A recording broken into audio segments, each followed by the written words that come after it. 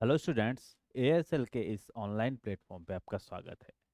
देखिए हम सामाजिक अध्ययन विषय को पढ़ रहे हैं और हम इससे पहले हमारी 3 क्लास हो चुकी हैं जिसमें हमने सत्ता की साझेदारी को पढ़ा, संघवाद को पढ़ा और इसके अलावा हमने लोकतंत्र और विविधता को पढ़ा। अगर आपने वो क्लासेस नहीं देखी हैं तो उनको ज़रूर पहले देख लें। ठीक है। हम जिस विषय का अध्ययन कर रहे हैं, जिस बुक को पढ़ रहे हैं, वो 10th क्लास की हमारी लोकतांत्रिक राजनीति का भाग 2 है। और इसके चैप्टर्स क्या हैं, इंटरलिंक हैं, तो आप उन पुराने वीडियोस को ज़रूर देखना। आज जिस अध्याय का हम अध्ययन करेंगे वो है जाति, जाति, धर्म और लैंगिक मसले। देखिए हमने पहले देखा कि सत्ता की साझेदारी किस प्रकार होती है। जब किसी राज्य में, किसी देश में विविधताओं भरा देश होता है, अलग अलग जाति के, धर्म के लोग होते हैं, अलग अलग भाषा को बोलने वाले लोग होते हैं, तो उनके बीच सत्ता की साझेदारी किस प्रकार होती है। फिर हमने संघवाद देखा। संघवाद में हमने क्या देखा कि केंद्र के शासन जो है, सर्वोच्च शक्ति जो है, सत्ता जो है, उसको केंद्र और राज्य में बांटा जाता है। ठीक है। फिर हमने विकेंद्रीकरण को भी देखा। फिर सत्ता जो है केंद्र के पास, फिर राज्य के पास, फिर स्थानीय निकायों के पास पहुंच जाती है। ठीक है। उसके बाद हमने लोकतंत्र में विविधताओं को देखा। कई प्रकार की विविधताएं हमने वहां पर देखी। और आज हम जिन 3 मुख्य विविधताओं की एक तरह से बात करेंगे वो कौन सी है? जाति, धर्म और लैंगिक। कि किस प्रकार लैंगिक आधार पर भेदभाव होता है। लैंगिक आधार पर भेदभाव में कौन कौन आते हैं? हमारे स्त्री आते हैं, पुरुष आते हैं। ठीक है। धर्म के आधार पर क्या होता है? हिंदू, मुस्लिम, इस तरह के लोग रहते हैं। ठीक। जाति के आधार पर उस धर्म में भी कई जातियां बटी होती हैं। तो ये राजनीति को किस प्रकार प्रभावित करती हैं, राजनीति में इनका किस प्रकार का योगदान होता है, ये चीज इस चैप्टर में हम देखने वाले हैं। ठीक है। तो आगे चलते हैं। चलो इसमें क्या है, लैंगिक मसले और राजनीति। ठीक है। अब देखिए लैंगिक मसले क्या है।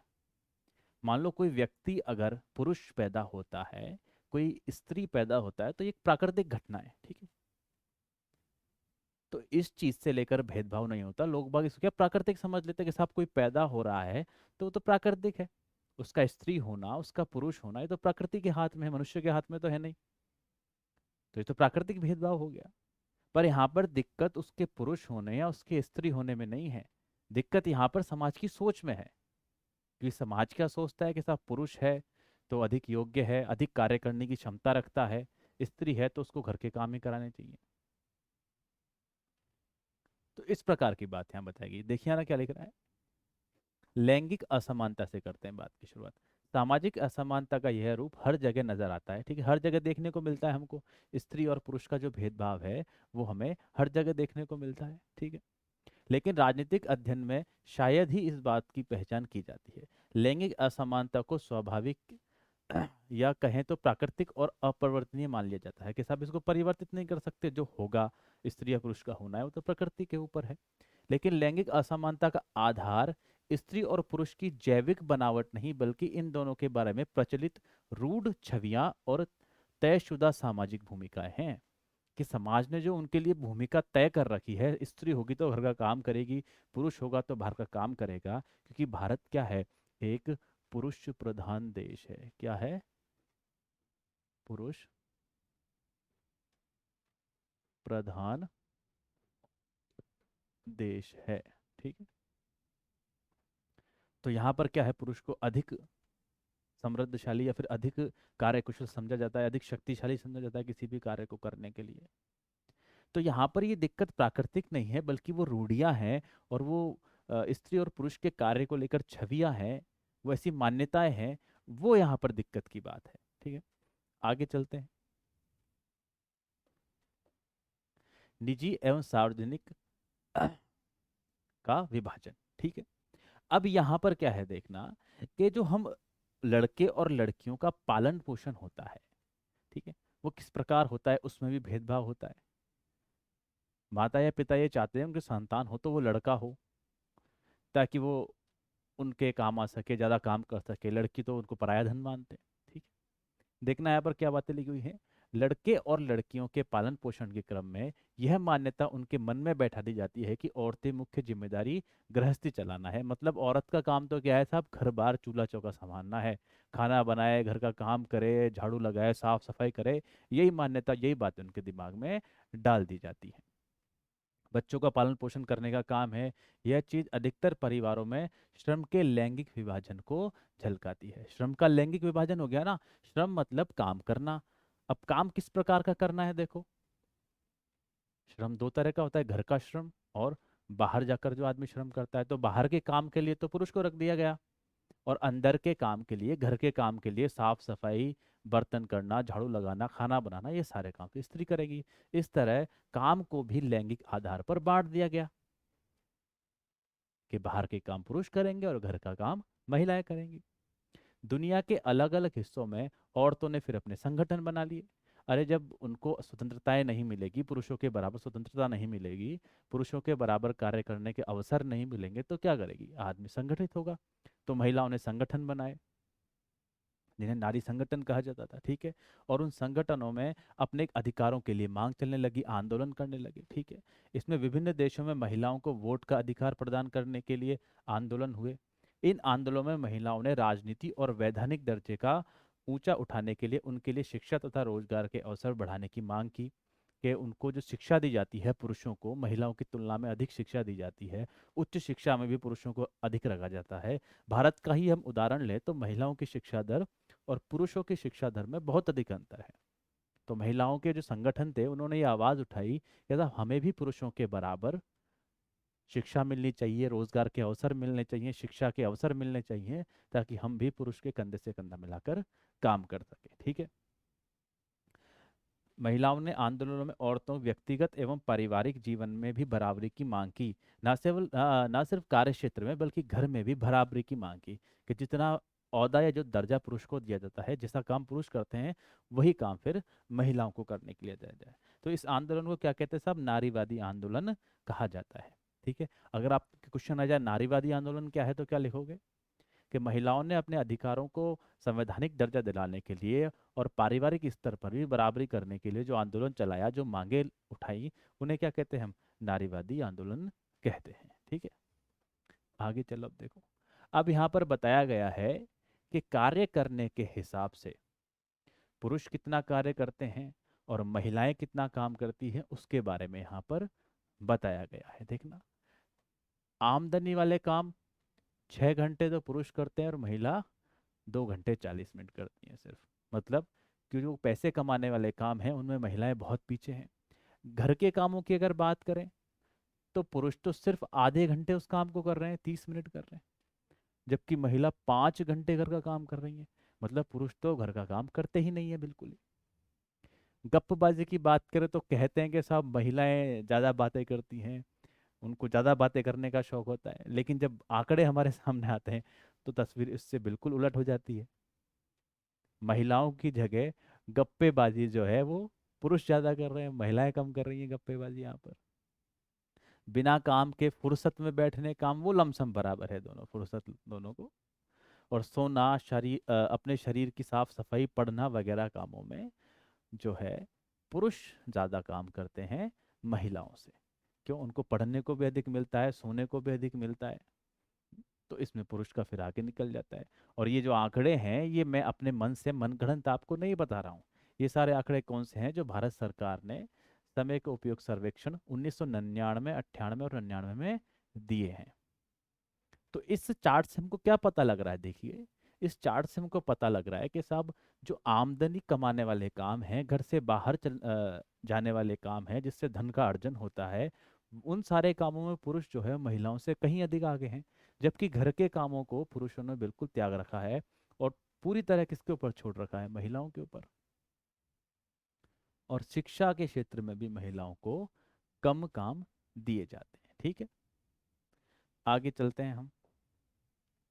अब देखिए क्या हुआ, आजादी के बाद महिलाओं की स्थिति में थोड़ा बहुत सुधार हमको देखने को मिलता है, लेकिन ये सुधार कोई इतना व्यापक भी नहीं होता जिसके बारे में हम बता सकें, ठीक है।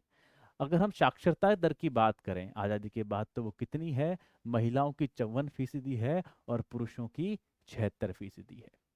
अब इस चीज का को भी अगर हम ध्यान रखें तो ये देखें कि महिलाओं की शिक्षा दर पुरुषों की शिक्षा दर से बहुत अधिक कम है। तो शिक्षा दर कम होगी तो उससे क्या होगा, ऐसी नौकरियां जिसमें शिक्षा योग्यता के रूप में काम में आती है, उसमें ऊंचे पदों पर महिलाएं कभी पहुंच नहीं पाएंगी। महिलाएं वहां नहीं पहुंच पाएंगी तो उन्हें पर्याप्त उत्तरदायित्व नहीं मिल पाएगा। उन्हें अपनी योग्यता के अनुसार काम नहीं मिल पाएगा क्योंकि उनकी योग्यता ही नहीं होगी किसी काम को करने की। तो ये कैसे होगा। तो महिलाओं के साथ यहाँ पर हो रहे अ, इस व्यवहार का हमें पता लगता है कि सब महिलाओं को शिक्षा कम कराई जाती है इस देश में पुरुषों की तुलना में, क्योंकि ये हमको साफ दिख रहा है महिलाएं तो 54% ही, 100 में से 54 महिलाएं ही शिक्षित हैं, जबकि पुरुषों की बात करें तो 100 में से 76 पुरुष यहाँ पर शिक्षित हैं। ठीक है। अब आगे देखते हैं हम, इस स्थिति के चलते अब भी ऊंचे तनख्वाह पाने वाले व ऊंचे पदों पर पहुंचने वाली महिलाओं की संख्या बहुत ही कम है। मैंने बताया ना आपको क्यों कम है, क्योंकि जब उनकी एजुकेशन ही कम होगी, शिक्षा ही उनको कम मिलेगी, तो फिर इतने ऊंचे पदों पर वो पहुंच नहीं पाएंगे। और इसका सबसे महत्वपूर्ण कारण भी यही है, क्योंकि शिक्षा मिलेगी तभी तो जाकर ऊंचे पदों पर वो पहुंच पाएंगे। ठीक है। औसतन एक स्त्री पुरुष की तुलना में रोजाना 1 घंटा ज्यादा काम करती है, पर उसको ज्यादातर काम के लिए पैसे नहीं मिलते, इसलिए अक्सर उसके काम को मूल्यवान नहीं समझा जाता। भाई एक महिला क्या काम करेगी, घर का खाना बनाएगी, घर की साफ सफाई करेगी, बच्चों को रखेगी, और उस काम के लिए उसको पैसे नहीं मिलेंगे। जबकि हिसाब किताब से तो मिलने चाहिए। मान लो वही काम आप किसी अन्य आदमी से करवाते जो आपके घर में आके काम करता, उसको पैसे मिलते, लेकिन उसकी जगह वो सारे काम महिला कर लेती है, इसीलिए उसके काम को मूल्यवान ही नहीं समझा जाता। और कहते हैं साहब घर का सारा काम और कमाई तो पुरुष ही कर रहे हैं, और महिला के काम की अवहेलना कर दी जाती है। समान मजदूरी से संबंधित अधिनियम में कहा गया है कि समान काम के लिए समान मजदूरी दी जाएगी। ये बात हमारे नीति निषेध तत्वों में भी है कि राज्य जब भी कोई ऐसा कानून बनाएगा तो उसमें सुनिश्चित करेगा कि स्त्री हो या पुरुष उनको समान काम के लिए समान वेतन दिया जाना चाहिए। पर ऐसा होता नहीं है। आप देखना कहीं कोई मकान बन रहा है तो उसके लिए कुछ मजदूर काम कर रहे हैं, तो महिला मजदूर की मजदूरी कम होती है और पुरुष मजदूर की मजदूरी अधिक होती है, जबकि काम तो एक ही है मजदूरी का, तो भी उनकी मजदूरी में अंतर होता है। ये आप देखना। तो यहाँ पर क्या है, जो कानून बनाया गया है उसमें भी ये बात बोली गई है कि महिला और पुरुष को समान काम के लिए समान वेतन दिया जाना चाहिए। ठीक है। भारत के अनेक हिस्सों में माँ बाप सिर्फ इस चाह में होते हैं कि साहब उनको लड़का हो जाए, वो लड़की पसंद नहीं करते, और इस कारण क्या करते हैं, वो गर्भ में ही, अगर उन्हें पता लग जाता है किसी प्रक्रिया के माध्यम से कि भाई गर्भ में उनके लड़की है महिला के, तो वो उसको मरवा देते हैं। और ऐसा करने से क्या हो रहा है, देश में लिंगानुपात कम हो रहा है। ठीक है। अब लिंगानुपात गिरकर 919 हो चुका है, मतलब 1000 लड़कियों पर लड़के कितने हैं अपने, 1000 लड़कों पर लड़कियां कितनी हैं, 919 हैं। 1000 लड़कों की तुलना में लड़कियों की बात करें तो अभी कितनी है वो, 919 है। ठीक है। और कई जगह पर तो ये अनुपात गिरकर 850 व 800 भी हो चुका है, मतलब 1000 अगर पुरुष हैं तो उनके बनिस्पत महिलाएं कितनी हैं, 800 या 850 या 800। इतना अंतर आ चुका है। और ये क्यों अंतर आया है, क्योंकि लोग बाग पुत्र मोह की चाह में गर्भ में ही कन्या का वध करवा देते हैं, कन्या भ्रूण हत्या जिसे कहते हैं। क्या कहते हैं, कन्या भ्रूण हत्या, मतलब गर्भ में ही किसी कन्या की हत्या करवा दी जाती है। इतना जघन्य अपराध भी पुत्र मोह की प्राप्ति के लिए इस देश में किया जाता है। ठीक है। आगे चलिए, महिलाओं का राजनीति में प्रतिनिधित्व। अब देखिए साहब, होता क्या है कि स्वतंत्रता प्राप्ति के समय से ही महिलाओं को राजनीति में कम प्रतिनिधित्व दिया जाता है, और इस सोच के लिए सबसे ज्यादा जिम्मेदार है भारत की पुरुष प्रधान सोच होना। क्योंकि उन्होंने ये तय कर रखा है कि साहब महिला अगर है तो वो काम नहीं कर सकती, वो सिर्फ घर का काम कर सकती है, बच्चों को पाल सकती है, साफ सफाई कर सकती है, खाना बना सकती है, उसका सिर्फ यही काम है। वो बाहर जाकर काम नहीं कर सकती, राजनीति में योगदान नहीं दे सकती। और इस बात की झलक हमें 21वीं सदी में तक भी देखने को मिलती है। जब हम अब चुनाव होते हैं, चुनावों के परिणाम आते हैं, उन परिणामों का जब हम अध्ययन करते हैं तो ये पता लगता है कि इन चुनावों के जो नतीजे हैं उनमें जीतने वाली महिलाओं की, और जीतना तो छोड़िए, खड़े होने वाली महिलाओं की संख्या भी बहुत कम है। यही बात यहाँ पर है कि भारत की विधायिका में महिला प्रतिनिधियों का अनुपात बहुत ही कम है। कम है क्योंकि शिक्षा ही उनको कम दी जाती है, आगे बढ़ने के अवसर ही उनको कम दिए जाते हैं। जैसे लोकसभा में महिला सांसदों की संख्या पहली बार 2019 में 14.36% तक पहुंची। मतलब जितने भी सांसद हैं उन सब में 14% महिलाओं की संख्या भी पहली बार पहुंची। मतलब अगर 100 सांसद हैं तो उनमें से 14 महिलाएं होंगी। ये भी पहली बार 2019 में जाकर हुआ है। ठीक है। और हम बात करें राज्यों की विधानसभाओं की, तो इनका प्रतिनिधित्व सिर्फ 5% है। कितना है? सिर्फ 5% है। मतलब 100 अगर विधायक हैं तो इस देश में उनमें से 5 ही महिलाएं होंगी और 95 उनमें से पुरुष ही होंगे। तो इस बात से आप अंदाजा लगाइए कि कितना कम यहाँ पर प्रतिनिधित्व महिलाओं को मिल रहा है। और राजनीति में जो अधिकांश भाग है वो पुरुषों के अधीन यहाँ पर दिख रहा है। अब पूछोगे सर ये आंकड़े आपको पता है, तो सरकार को भी पता होंगे, तो सरकार इसके लिए क्या करे फिर? तो सरकार को इसके लिए क्या करना चाहिए? महिलाओं के पदों को आरक्षित कर देना चाहिए। जैसा कहाँ देखने को मिलता है? हमारे पंचायतों में, पंचायती राज में देखने को मिलता है। पंचायत में महिलाओं के लिए 1/3 पद आरक्षित हैं, कि इतने तो होंगे ही होंगे। ये तो रखना जरूरी है। अब आप बोलोगे 1/3 का क्या मतलब? तो जैसे मान लो 99 पद हैं। कितने? 99 पद हैं। तो उसमें से 1/3 महिलाएं होनी चाहिए। मतलब अगर 99 है तो उनमें से 33 महिलाएं होनी चाहिए। 99 अगर पंचायती राज में लोग जीते हैं तो उनमें से 33 महिलाएं होनी चाहिए। तो इस तरह ही फिर वो उसमें भी कर सकते हैं, अपने विधानसभाओं में भी कर सकते हैं, संसद में भी कर सकते हैं, लोकसभा में भी कर सकते हैं, कि साहब जो पदों की संख्या है, सीटों की संख्या है, उसमें कुछ सीटें या फिर 1/3 सीटें महिलाओं के लिए आरक्षित कर दें। और ऐसा करने से क्या होगा कि महिलाओं को पर्याप्त प्रतिनिधित्व फिर मिल जाएगा। और महिलाओं को प्रतिनिधित्व दिलाने के लिए ये बहुत ही आवश्यक है, वरना स्थिति ऐसी ही दिखाई देगी कि हमारे देश को 1947 में आज़ाद हुआ है और 2019 में जाकर भी महिलाएं सिर्फ 14.36% हमको लोकसभा में दिखाई दी हैं, वो भी पहली बार। ये आंकड़ा भी हमको पहली बार दिखाई दिया है। और जबकि राज्य की विधानसभाओं में तो ये संख्या और भी भयानक है। लेकिन उनकी स्थिति कहाँ अच्छी हुई है? पंचायती राज में। क्यों? क्योंकि उनको वहां पर आरक्षण मिला है। और यही आरक्षण फिर हम उनको ऊपर भी दे सकते हैं। ठीक है। इस मामले की, इस समस्या को समझने के लिए एक तरीका निर्वाचन संस्थाओं में महिलाओं के लिए कानूनी रूप से एक उचित हिस्सा तय कर देना है, यानी आरक्षण कर देना है कि इतनी सीट तो फिक्स ही करनी होगी। भारत में पंचायती राज के अंतर्गत कुछ ऐसी भी व्यवस्था की गई है। स्थानीय सरकार यानी पंचायतों और नगर पालिकाओं में 1/3 पद, कितने?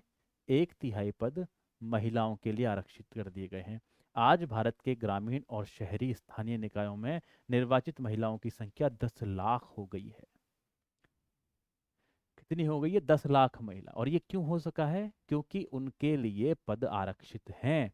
1/3 पद उनके लिए आरक्षित हैं, तभी जाकर ऐसा हो पाया है कि उनकी संख्या 10 लाख के पार पहुंची है यहाँ पर। आगे देखना। अब हम जिन 3 तत्वों की बात कर रहे थे उनमें एक तो क्या था?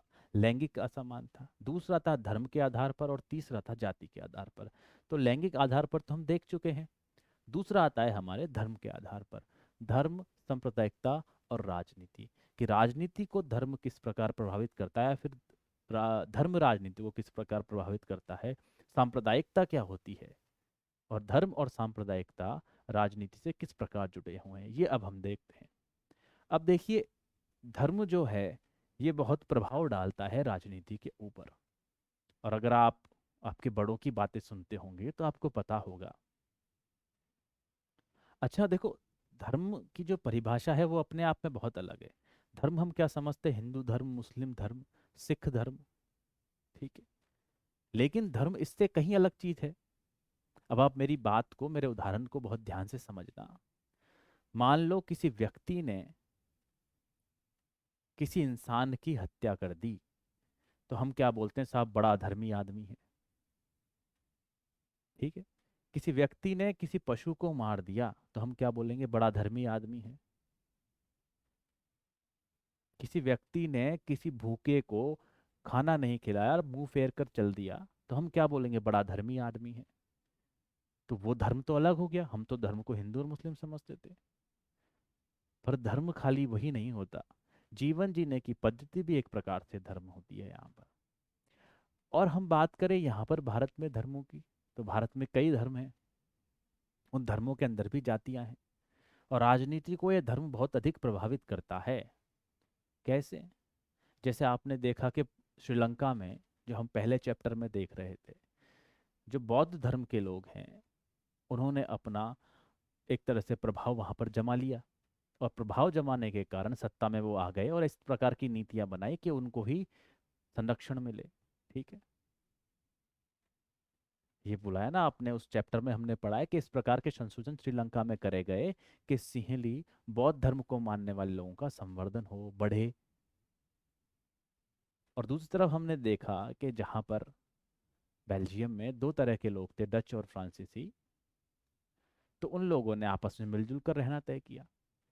तो ये तुम्हारी प्रकृति पर, या तुम्हारे जो जिस प्रकार के तुम्हारे वहाँ सोच है, उस पर भी निर्भर करता है कि किस प्रकार धर्म और सांप्रदायिकता तुम्हारे देश को प्रभावित करने वाली है। आइए देखते हैं। गांधी जी ने कहा था कि धर्म को कभी भी राजनीति से अलग नहीं किया जा सकता। अधर्मी राजनीति नहीं हो सकती। मैंने कहा था ना जैसे तुमसे, कि किसी व्यक्ति को मार दे तो अपन क्या कहते थे? अधर्म कर दिया। तो उस प्रकार की बात ही कर रहे हैं। धर्म से उनका मतलब हिंदू इस्लाम जैसे धर्म से नहीं ना होकर नैतिक मूल्यों से था। भैया हमको मॉरली करेक्ट होना चाहिए, मॉरल तुम्हारा अच्छा होना चाहिए, नैतिक रूप से तुम अच्छे होने चाहिए। ये बात गांधी जी कहते हैं। गांधी जी का मतलब, धर्म से मतलब कोई हिंदू मुस्लिम सिख ईसाई नहीं है। उनका मतलब किससे? व्यक्ति के अंदर स्थित नैतिकता से है। कि व्यक्ति किसी आदमी को भूखा देखता है तो उसे भूखा छोड़कर चला जाए, उसको खाना खिलाए। इस बात को लेकर गांधी जी यहाँ पर बात करते हैं, ठीक है। गांधी जी का मानना था कि राजनीतिक धर्म द्वारा स्थापित मूल्यों को निर्देशित होनी चाहिए। राजनीतिक है वो क्या है? धर्म द्वारा स्थापित मूल्यों से निर्देशित होनी चाहिए। मतलब धर्म मतलब क्या? नैतिकता। तो राजनीति किससे निर्धारित होनी चाहिए? नैतिकता से निर्धारित होनी चाहिए। अनैतिक राजनीति को नहीं होना चाहिए कि सब सत्ता प्राप्त करने के लिए किसी भी प्रकार का काम करा जा रहा है। सत्ता प्राप्त करने के लिए जो तुम्हारे अल्पसंख्यक हैं उनको धकेला जा रहा है, उनके अधिकारों को छीना जा रहा है, उनको मारा जा रहा है, ऐसा नहीं होना चाहिए। राजनीति को नैतिक मूल्यों के आधार पर होना चाहिए। ऐसा कौन कहता है? महात्मा गांधी जी कहते हैं। और इस प्रकार आप राजनीति को धर्म से अलग कर ही नहीं सकते, क्योंकि अगर राजनीति को धर्म से अलग कर देंगे तो अधर्मी हो जाएगी। और अधर्मी हो जाएगी तो फिर वो निरंकुश प्रवृत्ति की हो जाएगी। तो इसलिए कहते हैं राजनीति को नैतिक मूल्यों के आधार पर ही होना चाहिए। अपने देश के मानवाधिकार समूहों का कहना है कि इस देश में सांप्रदायिक दंगों में मरने वाले ज्यादातर लोग अल्पसंख्यक समुदाय के हैं। उनकी मांग है कि सरकार अल्पसंख्यकों को की रक्षा के लिए विशेष कदम उठाए। अब देखिए, जितने भी दंगे इस देश में अब तक हुए हैं उनके आंकड़ों को हम उठाकर देखें तो उनमें मरने वालों की संख्या अल्पसंख्यक है। मतलब बहुसंख्यक कौन है? हिंदू हैं। और जो मरने वाले हैं वो इनके अलावा दूसरे कास्ट के हैं। तो जितने भी दंगे हो, चाहे वो सिख दंगे हों, चाहे गुजरात के दंगे हों, तो उनमें मरने वालों की संख्या वो किनकी है? अल्पसंख्यकों की है, जिनकी संख्या इस देश में कम है। तो वो क्या मांग उठाते हैं? वही मांग उठाते हैं कि हम अल्पसंख्यकों के लिए विशेष प्रकार का प्रबंध किया जाए, विशेष प्रकार के उपबंध बनाए जाएं, ताकि उनके द्वारा, उन कानूनों के द्वारा इन अल्पसंख्यकों की रक्षा की जा सके। आगे चलें। महिला आंदोलन का कहना है कि सभी धर्मों में वर्णित परिवार कानून महिलाओं से भेदभाव करते हैं। इस आंदोलन की मांग है कि सरकार को इन कानूनों को समतामूलक बनाना चाहिए, जिससे बदलाव आए। समतामूलक कैसे? भाई किसी भी धर्म में हो, महिला को तो क्या करते हैं, घर का काम करो, खाना बनाओ, बच्चों को पालो। तो कहते हैं सब धर्मों में से महिलाओं के लिए जो नियम बना दिए गए हैं, महिलाओं के जो प्रथाएं बना दी गई हैं, महिलाओं के जो जो रूढ़ियां बना दी गई हैं, उनको बदलने की जरूरत है। महिलाओं को सभी धर्मों में घर में समान सम्मान मिलना चाहिए, इसकी बात यहाँ पर की गई है। आगे चलते हैं। सांप्रदायिकता क्या है? देखिए, सांप्रदायिकता का मैं सीधा सीधा मतलब बताऊं तो क्या है, कि लोग क्या है, अपने धर्म को तो अच्छा समझते हैं और दूसरे के धर्म को कौन समझते हैं, छोटा समझते हैं। हमारा धर्म तो सबसे अच्छा है और दूसरों का धर्म बेकार है। हमारे धर्म के रीति रिवाज सबसे अच्छे हैं, दूसरे धर्म के रीति रिवाज बेकार हैं। दूसरे धर्म के लोग हमारे धर्म को खराब कर सकते हैं, हमें उनसे बात नहीं करनी चाहिए, उनसे दूर रहना चाहिए, हमारे धर्म के लोगों के साथ ही रहना चाहिए। इस प्रकार की भावना सांप्रदायिकता पैदा करती है। आई बात समझ में? मतलब अपने धर्म को तो सबसे अच्छा समझना और दूसरे धर्मों को नीचा समझना, यही एक तरह से सांप्रदायिकता होती है। आइए देखते हैं आपकी किताब में क्या है इसमें। सांप्रदायिकता की सबसे आम अभिव्यक्ति दैनंदिन जीवन में दिखाई देती है। इसमें धार्मिक पूर्वाग्रह, धार्मिक समुदायों के बारे में बनी धारणाएं और एक धर्म को दूसरे धर्म से श्रेष्ठ मानने की मान्यताएं शामिल हैं। मतलब धार्मिक मान्यता ऐसी होती है कि वो खुद के धर्म को तो सबसे श्रेष्ठ मानते हैं, सबसे अच्छा मानते हैं, और दूसरे के धर्म को कमजोर मानते हैं। ठीक है। इन चीजों ये चीजें इतनी आम है कि अक्सर हम उन पर ध्यान नहीं देते, जबकि ये हमारे अंदर ही बैठ जाती हैं। अब देखिए, बचपन से ही आपको बताया जाता है कि साहब आपका धर्म अच्छा है, आपका धर्म अच्छा है, दूसरा धर्म बेकार है। तो आपको ना ना चाहते हुए भी ये सारी बातें अपने अंदर बैठ जाती हैं। लेकिन आप इस बात का विशेष ध्यान रखिए कि धर्म अपना है, अपना धर्म बेशक अच्छा है, पर इसका मतलब ये नहीं है कि दूसरे का धर्म खराब है, क्षीण है, गौण है, बेकार है। अपना धर्म ही है और दूसरों का धर्म है, उसका भी सम्मान करो। ठीक। सांप्रदायिक सोच अक्सर अपने धार्मिक समुदाय का राजनीतिक प्रभुत्व स्थापित करने की फिराक में रहती है। जैसा कि मैंने आपको बताया था ना, कि श्रीलंका में क्या है, जो बहुसंख्यक सिंहली बोलने वाले थे, जो कि बौद्ध धर्म के थे, वो लोग क्या करते हैं, अपना प्रभुत्व स्थापित कर लेते हैं। और जो तमिल लोग हैं, जो दूसरे लोग हैं, उन पर फिर वो उनके अधिकारों का हनन करने लग जाते हैं। तो इस प्रकार की सोच यही है कि सब सिंहली सोचते हैं बौद्ध तो सबसे अच्छे हैं, बौद्ध तो सबसे श्रेष्ठ हैं, सारे अधिकार इनको हैं, सारी चीज़ों का उपयोग इनको करना चाहिए, और जो दूसरे जो तमिल हैं, उनको फिर वो निकृष्ट समझ लेते हैं, उनको अधिकारों को छीनने लग जाते हैं। तो इस प्रकार की बात भी सांप्रदायिकता से उत्पन्न होती है, सांप्रदायिकता को वो पैदा करती है।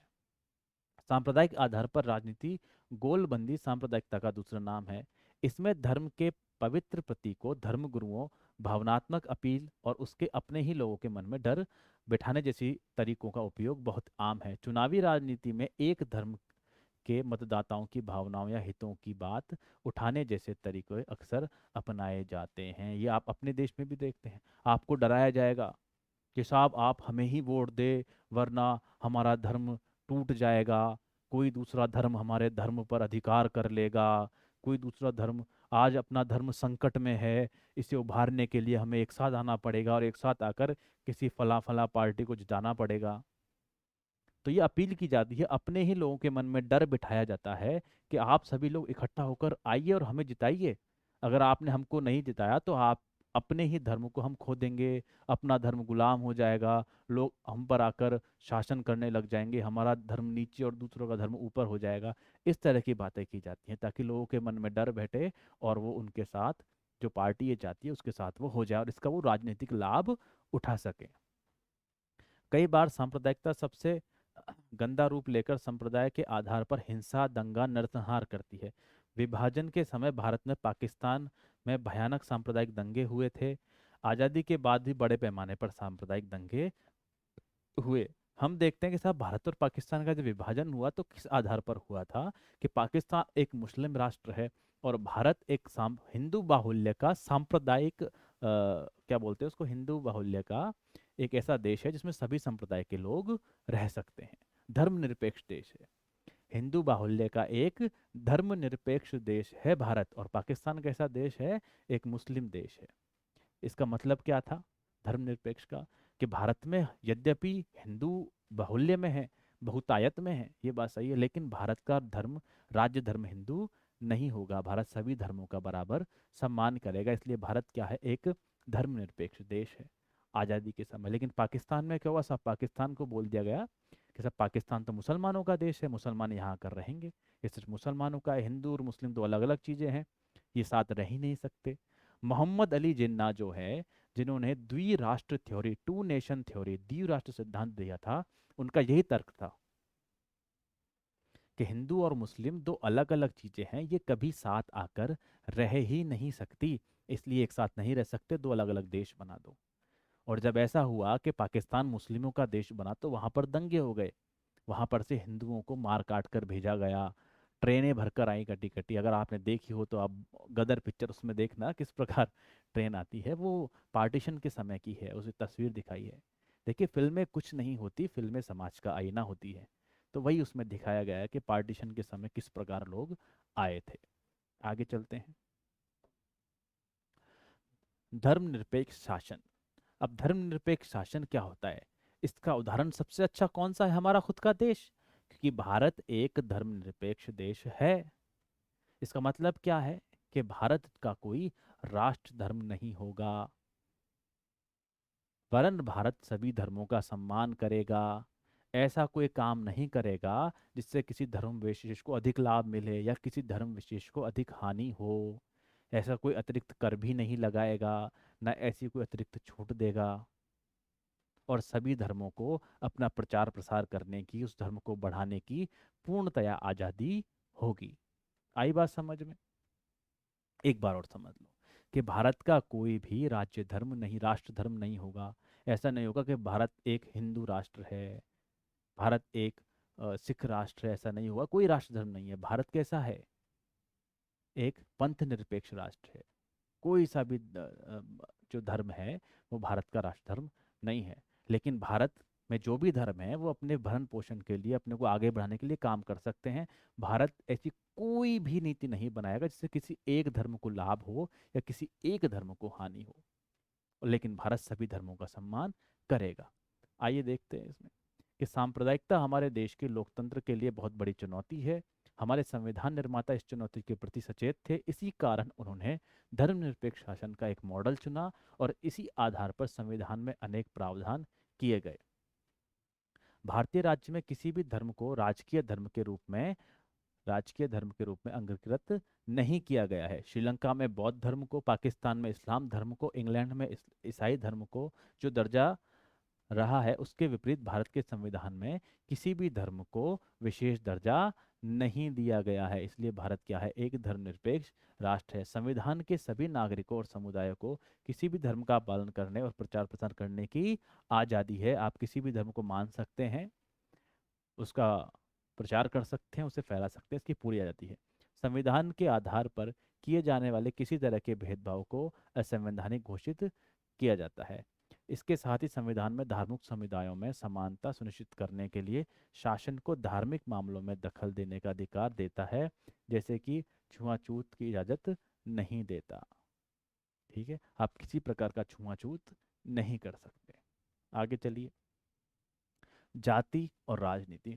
अब दो चीज हम लोग यहाँ पर देख चुके हैं, पहली कौन सी, लैंगिक आधार पर, और दूसरी कौन सी, धर्म के आधार पर। अब तीसरी आती है हमारे पास जाति के आधार पर। ठीक है, और इस आधार पर हम क्या देखेंगे, इस आधार पर जो विभाजन होगा उसमें क्या है कि हम सकारात्मक और नकारात्मक दोनों पक्षों को यहाँ पर देखने वाले हैं। इसके सकारात्मक पक्ष भी हैं और इसके नकारात्मक पक्ष भी यहाँ पर देखने को मिलेंगे। अब देखना, जातिगत असमानताएं किस प्रकार होती हैं। वर्ण व्यवस्था अन्य जाति समूहों में भेदभाव और उन्हें अपने से अलग मानने की धारणा पर आधारित है। इससे अंत्य जातियों के साथ छुआछूत के व्यवहार भी किया जाता है। मतलब अपनी जाति जो है वो तो श्रेष्ठ है, वो दूसरा श्रेष्ठ है, और दूसरी जाति जो है वो अपने से अलग है। इस आधार पर जातिगत असमानताएं हमको देखने को मिलती हैं। छुआछूत भी यहाँ इसमें देखने को मिलता है। सब हम तो श्रेष्ठ हैं, आप हमारे टच मत हो, हम ऊंची जाति के हैं, आप नीची जाति के हो, तो आप हमारे टच नहीं हो सकते, टच कर दिया तो हम फला फला फला काम करना पड़ेगा, है ना। आप अगर हमारे यहाँ आए हो तो आप हमारे बराबर में नहीं बैठ सकते, हमसे नीचे बैठो। ठीक है, हमारे अगर घर के सामने से निकलोगे, आप नीची जाति के हो तो गर्दन नीची करके निकलो। इस प्रकार के भेदभाव भी हमारे भारत में देखने को मिले हैं, और ये क्या होता है, जातिगत असमानताएं होती हैं। ठीक है, भारत की सामाजिक और धार्मिक विविधता, तो आज़ादी के बाद प्रत्येक धार्मिक समुदाय की आबादी तो काफ़ी बड़ी है, पर कुल आबादी में जो उनका अनुपात है वो लगभग वही है। क्योंकि मान लो किसी एक धर्म की जाति बढ़ी तो उसके साथ दूसरे की भी बढ़ गई, तीसरे की भी बढ़ गई, चौथे की भी बढ़ गई। तो ऐसा तो है नहीं किसी एक ही धर्म की आबादी बढ़ी हो, आबादी तो सबकी एक साथ ही बढ़ी है। तो जो अनुपात था कि भाई इतने हिंदू हैं, उनके अनुपात में कितने मुस्लिम हैं, उनके अनुपात में कितने ईसाई हैं, उनके अनुपात में कितने सिख हैं, तो वो अनुपात तो बराबर ही है, वो परिवर्तित नहीं हुआ है। सिर्फ इन सबकी एक साथ संख्या बढ़ गई है। फिर भी कुछ धर्म ऐसे हैं जो थोड़े बहुत ज्यादा बढ़े हैं, और कुछ धर्म ऐसे जो थोड़े बहुत ना के बराबर कम हुए हैं।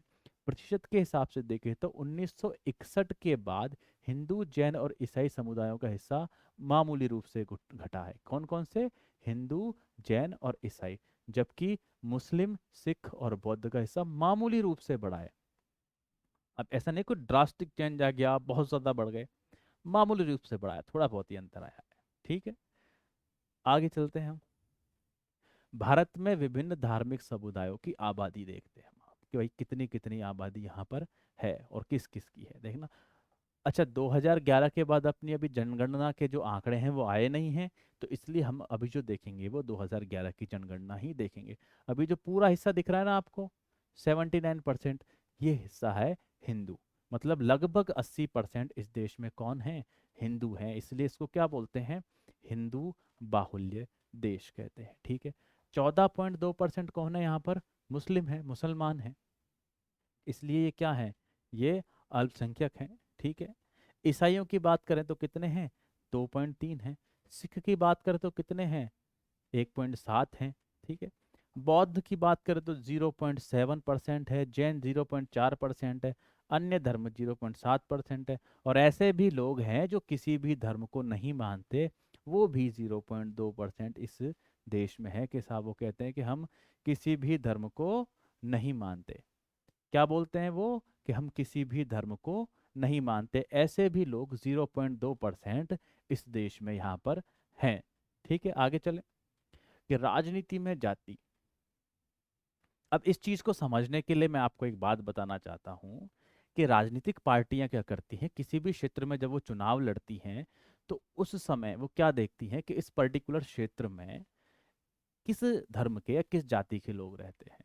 तो वो क्या करेंगी? उसी जाति का कैंडिडेट खड़ा करेंगी ताकि वो जीत सके। तो इस प्रकार का पूरा अध्ययन किया जाता है और उसके बाद ही वहाँ कैंडिडेट अपना खड़ा किया जाता है ना। तो इस प्रकार राजनीति में जाति जो है वो देखने को हमको मिलती है, पढ़ते हैं। हमारे अनुभव बताते हैं कि जाति हमारे जीवन का एक बहुत महत्वपूर्ण पहलू है।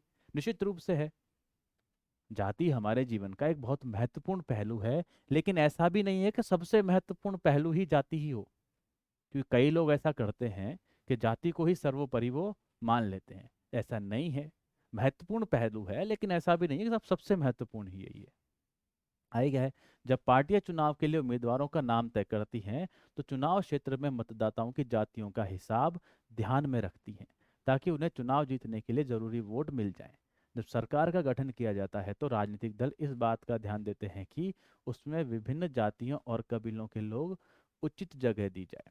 राजनीतिक पार्टियां और उम्मीदवार समर्थन हासिल करने के लिए जातिगत भावनाओं को उकसाते हैं। कुछ दलों में कुछ जातियों को मददगार और प्रतिनिधि के रूप में देखा जाता है। मतलब कुछ जातियां बोलती हैं, कुछ पार्टियां जो हैं, कि हम आपकी जाति के समर्थक हैं, हम आपकी जाति के रक्षक हैं, इसलिए आप हमको ही वोट दीजिए। इस तरह उनको उकसाया जाता है, इस तरह की बातें उनसे बोली जाती हैं, और बोला जाता है हम आपकी जाति के साथ रक्षक हैं, हमको ही वोट दो, हमको ही जिताओ, तभी जाकर आपकी जाति जो है उसको संरक्षण प्राप्त होगा, उसको सारी चीज़ें मिलेंगी, और अगर हम सत्ता में आते हैं तो आपकी जाति के भलाई के लिए हम लोग काम करेंगे, और जातियों की तुलना में आपकी जाति की भलाई के लिए हम अधिक काम करेंगे, ज़्यादा काम करेंगे। इस प्रकार की बात यहाँ करी जाती है। सार्वभौम वयस्क मताधिकार और एक व्यक्ति एक वोट की व्यवस्था में राजनीतिक दलों की विवश किया है कि वे राजनीतिक समर्थन पाने और लोगों के गोलबंद करने के लिए सक्रिय हों। अब ध्यान देना इस बात का, एक व्यक्ति एक वोट का मतलब क्या है। भारत के संविधान में वर्णित है कि वयस्क मताधिकार होगा, कि जो 18 साल से बड़ा है वो वोट डालेगा। अब वो एक व्यक्ति एक ही वोट डालेगा और उस मत का मूल्य बराबर होगा, उसे एक ही गिना जाएगा, चाहे वो व्यक्ति कितना भी अमीर हो, चाहे अंबानी वोट डाले, चाहे एक मजदूर वोट डाले, दोनों वोट की कीमत एक ही होगी। चाहे हिंदू वोट डाले, चाहे मुस्लिम वोट डाले, चाहे सिख वोट डाले, चाहे ईसाई वोट डाले, उसके वोट की कीमत एक ही होगी, एक व्यक्ति एक वोट। अब ऐसे में क्या है साहब, कि जिस व्यक्ति को ज्यादा वोट मिलते हैं वो जीत जाता है। अब मान लो कोई पार्टी जो है किसी विशेष धर्म की बात करे, तो ऐसा तो नहीं है खाली वो एक धर्म से ही जीत जाए। तो फिर वो क्या करती है, गोलबंदी करती है, मतलब इस प्रकार की बातें करती है कि कुछ जातियों के समूह को अपने साथ लेने का काम करती है, ताकि ये लोग उसको वोट दें और किसी पर्टिकुलर आदमी को जिता दें। तो इसलिए क्या करती है वो, गोलबंदी करने का काम करती है। और राजनीति में उनको समर्थन मिलेगा तभी तो आकर तो वो जीतेंगे। समर्थन का मतलब क्या है, उन्हें वोट देना। तब राजनीति में वोट की तो राजनीति होती है सारी, वोटों के से ही तो नेता बनते हैं। तो कब बनेंगे, जब उनको लोग वोट देंगे। इससे उन जातियों के लोगों में नई चेतना पैदा हुई जिन्हें अभी तक छोटा और नीचा माना जाता था। भाई वो लोग उनको समझ में आया कि एक ऊंची जाति के लोग के वोट का मूल्य है और हमारा मूल्य भी बराबर है। अगर इन नेताओं को हमसे वोट चाहिए तो हमारी चीजों को इनको मानना होगा। फिर वो उनसे मनवाते हैं कि हम तो इसी कंडीशन में वोट देंगे जब आप हमारे लिए ऐसा ऐसा करोगे।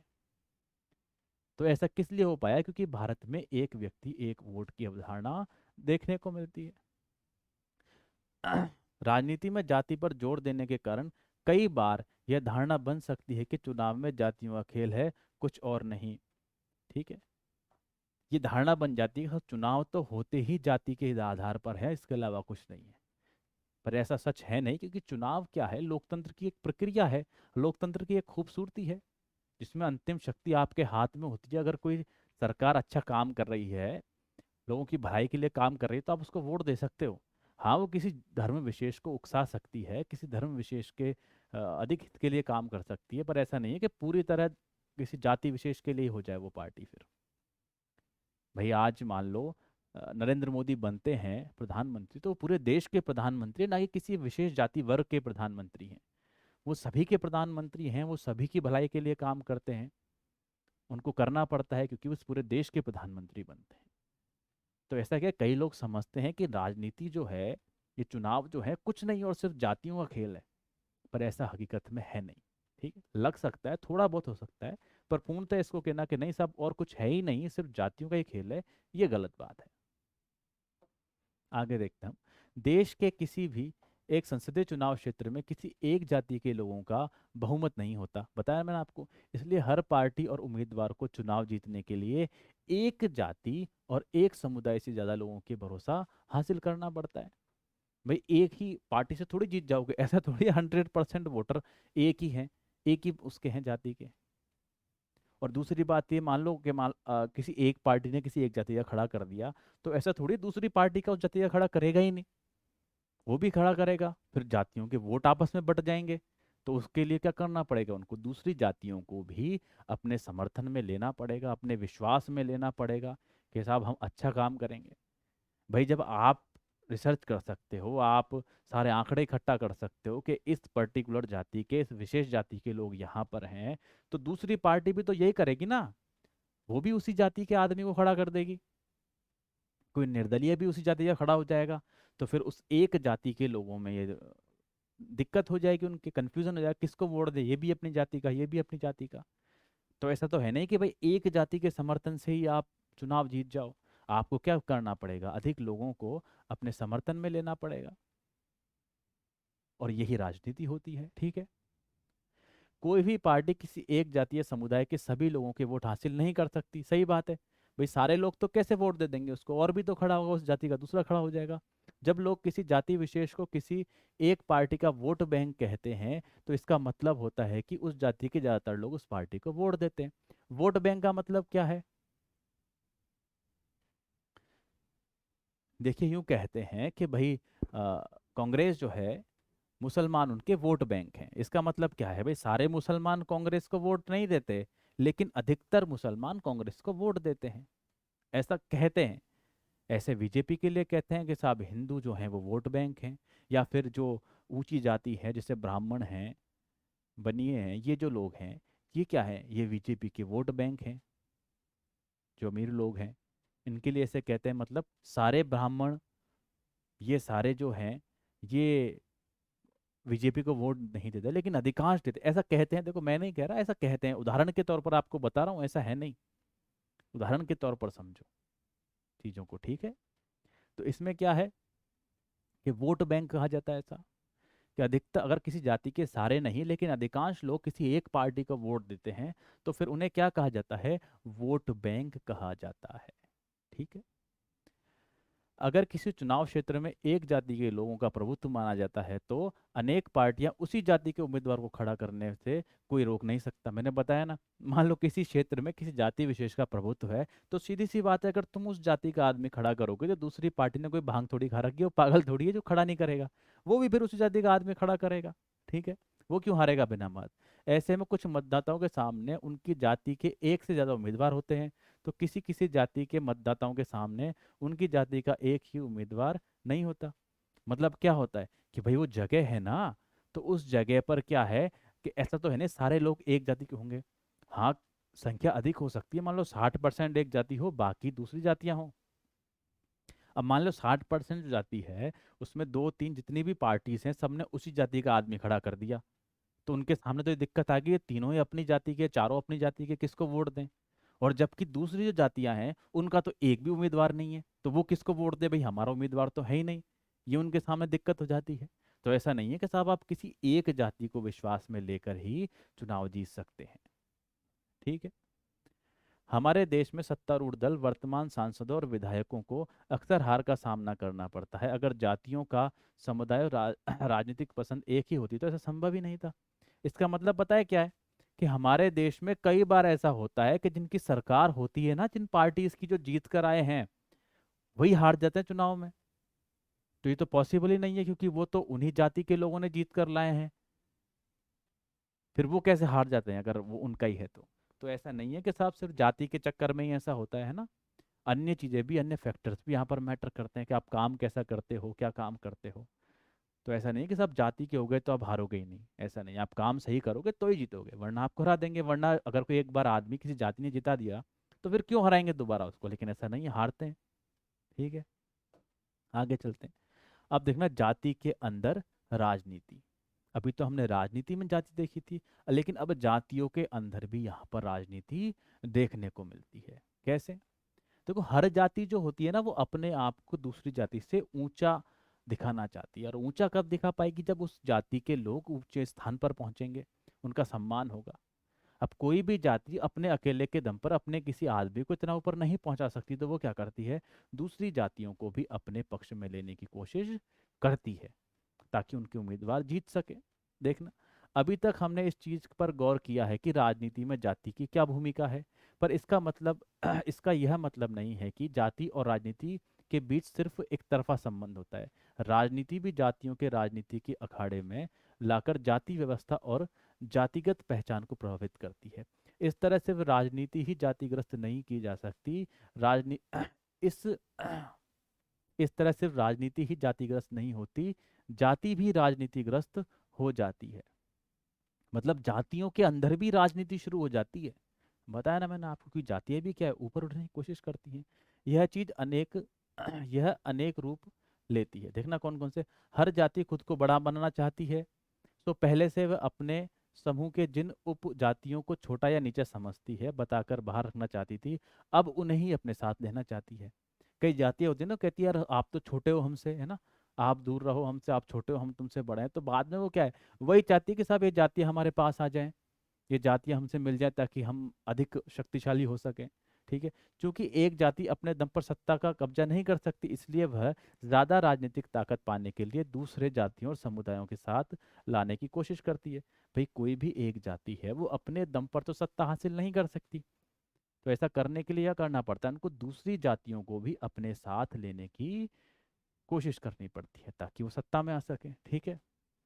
और इस तरह उनके बीच संवाद और मोल तोल होता है। वो कहते हैं साहब एक काम करो, आप हमारे साथ आ जाओ, जब हमारी सरकार बनेगी तो उसमें से एक मंत्री आपकी जाति का भी बना देंगे। कोई मान लो बड़ा जातिगत समूह है तो दो मंत्री आपके बना देंगे। इस तरह का मोल तो होता है। तो राजनीति में नए किस्म की जातिगत गोलबंदी भी हुई है, जैसे कि अगड़ा और पिछड़ा। अगड़ा वर्ग हो गया, पिछड़ा वर्ग हो गया। पिछड़े कहते हैं साहब हमको, हम तो तभी वोट देंगे जब हमारा कोई मंत्री बनेगा, है ना। अगड़ा मतलब ऐसे वर्ग जो बहुतायत में है, बहुसंख्यक हैं। अगड़े हो गए ऐसे जो जिनको कम प्रतिनिधित्व है, वो पिछड़े हो गए। ठीक है। पर ये लोग क्या करते हैं, मोल भाव करते हैं। पिछड़े लोग कहते हैं हमको प्रतिनिधित्व दो, हम तो तभी वोट देंगे, क्योंकि एक व्यक्ति एक वोट का यहाँ पर चीज़ हमको देखने को मिलती है। देखिए चैप्टर आपका यहाँ पूरा होता है।